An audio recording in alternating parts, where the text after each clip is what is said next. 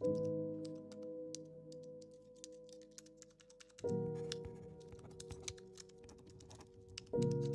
m'appelle Mathéo, j'ai 24 ans et j'ai décroché mon diplôme d'école de commerce l'année dernière.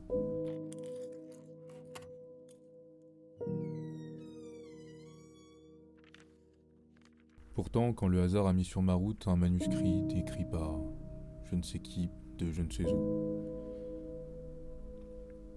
je crois que ça a été comme une forme de révélation pour moi. Je m'épanouissais pas forcément dans le job que je faisais et les responsabilités qui y étaient inhérentes me convenaient pas forcément, malgré 5 ans d'études à m'y préparer. Alors c'est assez naturellement que j'ai décidé de suivre ses conseils.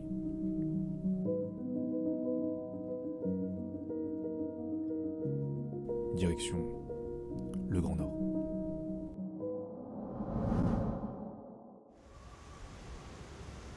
Dans le quart sud-est de la Norvège s'écoule une rivière aux eaux noires que j'aime surnommer la rivière aux pommes de terre, du fait qu'elle traverse d'innombrables champs de patates.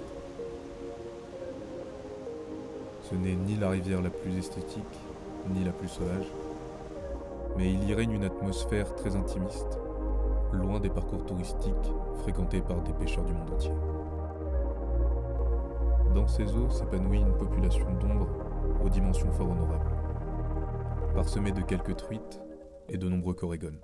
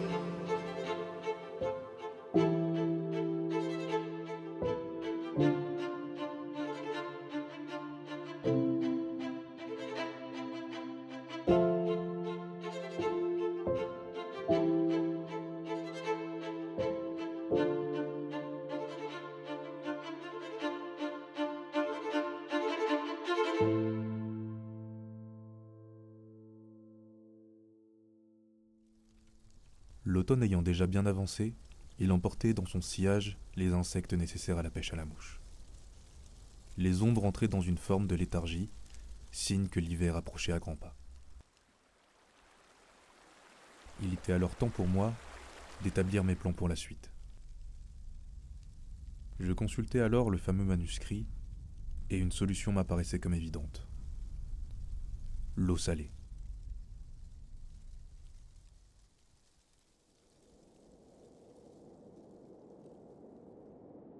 Après quelques heures et quelques centaines de kilomètres parcourus, apparaissait enfin la mer et les fjords si caractéristiques de la Norvège et les mystères qu'ils renferment.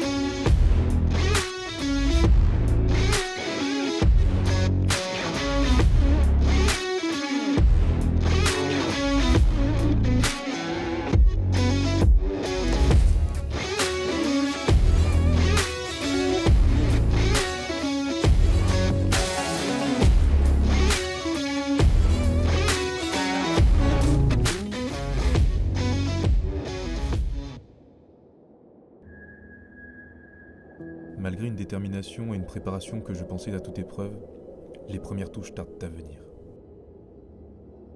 La pêche s'avère en effet moins facile que tout ce que j'avais pu lire. Moi qui suis habituellement un pêcheur d'eau douce, il me faut maintenant composer avec les marées, la lune, le courant, la profondeur. Toutefois, l'espoir subsiste. J'ai l'assurance d'être au bon endroit. Une passe entre deux fjords comportant un trou gigantesque de plus de 20 mètres connu par les locaux. Il ne me reste plus qu'alors à trouver le bon moment. Je multiplie les lancers aux différents horaires de la marée afin de comprendre toute la complexité inhérente à cette pêche.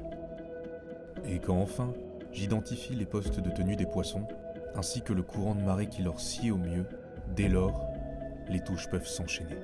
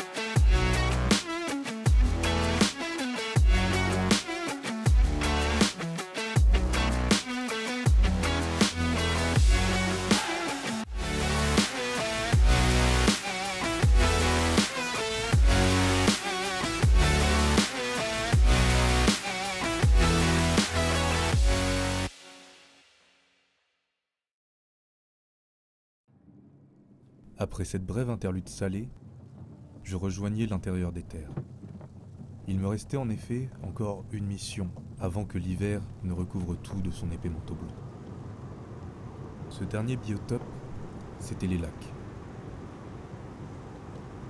Je regagnai alors la frontière suédoise dans la partie nord-est du pays pour y découvrir une constellation de plusieurs milliers de lacs, n'ayant d'égal à leur beauté que leur multitude.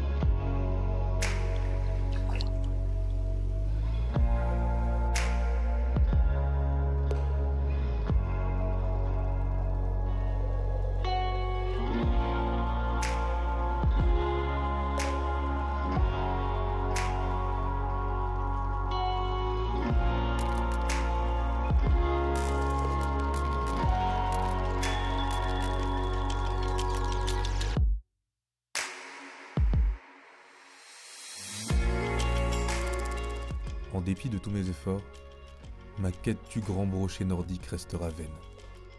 J'ai bien fini par trouver quelques petits poissons qui n'auront fait que me confirmer la présence de l'espèce dans ces biotopes, mais le rêve de lacs peu profonds, rempli de grands brochets prenant des mouches de surface, ne restera qu'une quête inachevée. Et malheureusement, l'hiver approchant à grands pas, il est temps pour moi de rebrousser chemin et de faire route vers le sud.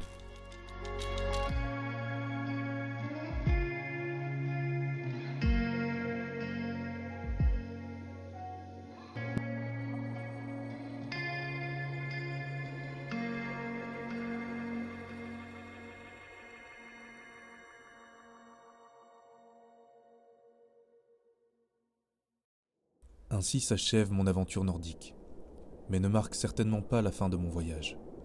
Ce manuscrit, ce guide qu'un illustre inconnu a déposé dans ma boîte aux lettres, peut-être par erreur, m'aura offert une porte de sortie vers une vie plus connectée au monde qui nous entoure, et une recherche d'authenticité que seule l'aventure et la pêche m'auront procuré jusqu'alors. Pour l'heure, il me reste à écrire le reste du chapitre de ma vie, dont le voyage, autant que la destination, reste un mystère. À ma façon, un saut vers l'inconnu.